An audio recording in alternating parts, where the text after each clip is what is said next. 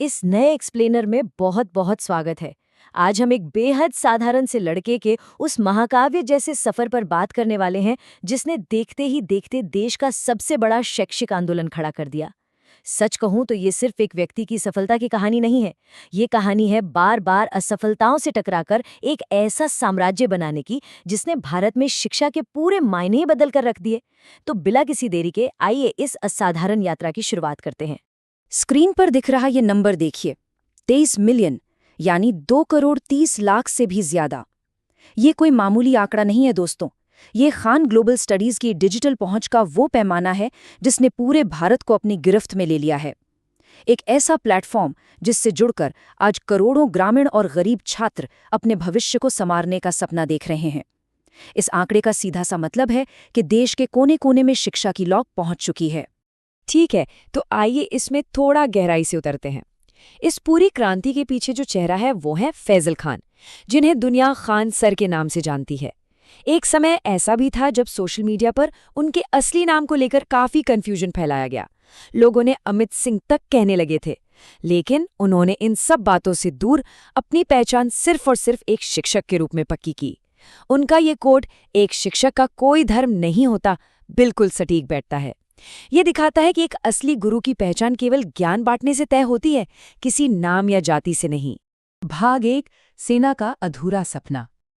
आपको पता है, हर बड़ी सफलता से पहले अक्सर एक बहुत बड़े सपने के टूटने की कहानी होती है। 1993 में उत्तर प्रदेश के गोरखपुर में एक आर्मी ऑफिसर के घर जन्म लेने के बाद से ही इस युवा के मन में बस एक ही जुनून था, सेना में जाना है और देश की सेवा करनी है।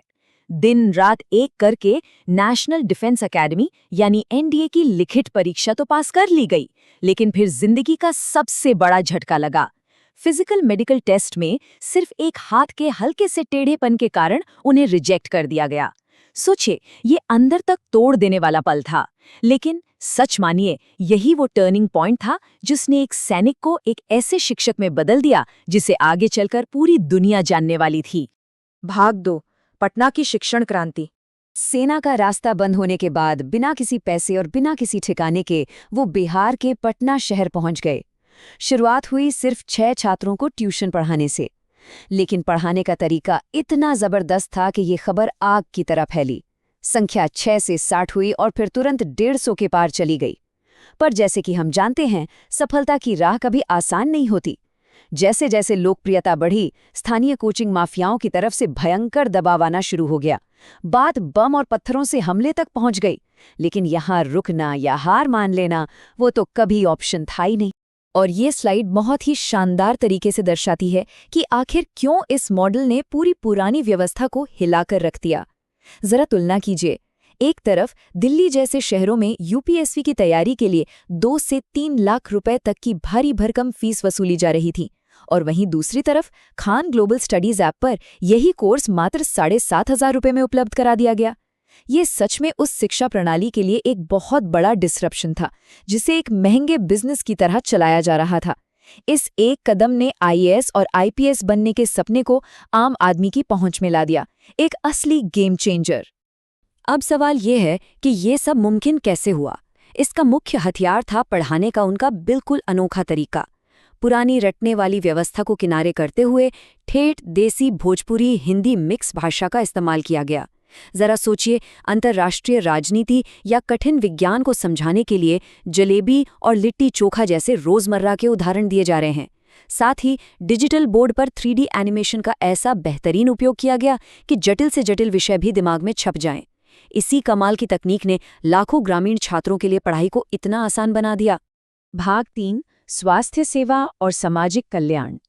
शिक्षा के बाद उनका ध्यान एक और बड़ी समस्या पर गया। उन्होंने महसूस किया कि कई गरीब नागरिक सिर्फ पैसों की कमी के कारण अपना इलाज नहीं करा पाते और मेडिकल कर्ज के बोझ तले दब जाते हैं। इसके सीधे समाधान के रूप में पटना में एक बेहद कम लागत वाला अस्पताल शुरू किया गया। यहाँ होता यह है कि मात्र एक मामूली सी टोकन फीस देकर आप बड़े और विशेषज्ञ डॉक्टरों से परामर्श ले सकते हैं। इसके अलावा दवाइयाँ, एक्सरे और ब्लड टेस्ट जैसी बुनियादी सुविधाएं भी एकदम मुफ्त या भारी छूट पर दी जाती हैं। मकसद सिर्फ इतना है कि आर्थिक तंगी कभी भी किसी के इलाज में रुकावट न बने। भाग 4 विरोध प्रदर्शन, एफआईआर और विवाद। चलिए आगे बढ़ते हैं और देखते हैं कि कहानी यहाँ से कैसे बिल्ड होती है। जनवरी 2022 का समय था। रेलवे की आरआरबी एनटीपीसी परीक्षा के परिणामों को लेकर पूरे बिहार और यूपी में छात्रों का भारी विरोध शुरू हो गया।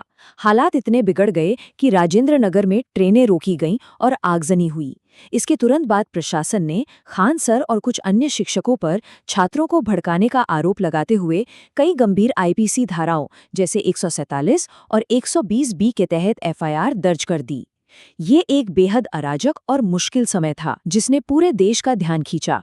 उस समय अगर आप सोशल मीडिया देखते तो अफवाहों का बाजार पूरी तरह से गर्म था कि खान सर को गिरफ्तार कर लिया गया है। लेकिन हकीकत इन दावों से बिल्कुल अलग थी।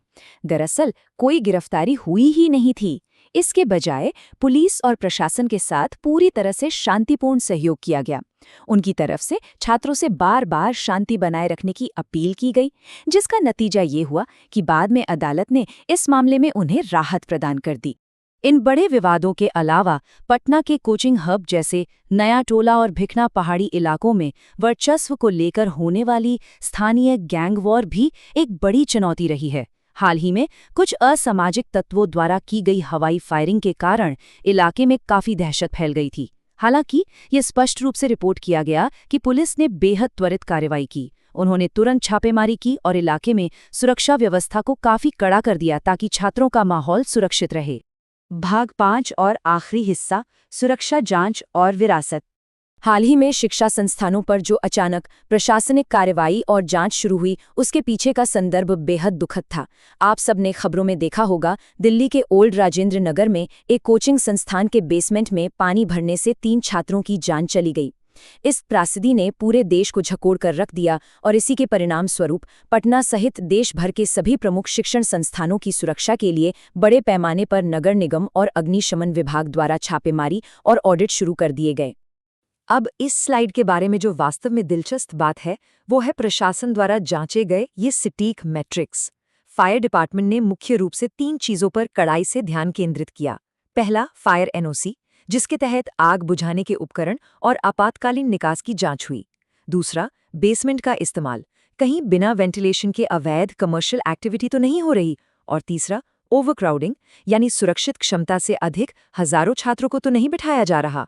ध्यान देने वाली बात यह है कि कोचिंग सेंटर ने सार्वजनिक रूप से इन जांचों का स्वागत किया और साफ किया कि छात्रों की सुरक्षा ही उनकी सर्वोच्च प्राथमिकता है। तो यहाँ सबसे अहम मुद्दा ये है, और ये एक ऐसा सवाल है जो हम सभी को सोचने पर मजबूर करता है। एक टूटे हुए सपने से शुरू होकर 23 मिलियन छात्रों तक पहुंचने का ये सफर यकीनन अद्भुत है। लेकिन क्या स्थापित व्यवस्थाओं को तोड़कर उन्हें फिर से गढ़ने की कोशिश हमेशा ऐसी ही कठोर प्रशासनिक और सार्वजनिक चुनौतियों को आमंत्रित करती है? ये पूरी कहानी साबित करती है कि जब भी इतना बड़ा बदलाव आता है तो बाधाएं आना बिल्कुल तय है। उम्मीद है कि इस एक्सप्लेनर से आपको इस विषय को एक नए और स्पष्ट नजरिए से देखने में मदद मिली होगी। ऐसे ही सोचते रहिए और ज्ञान से जुड़े रहिए। मिलेंगे अगले एक्सप्लेनर में।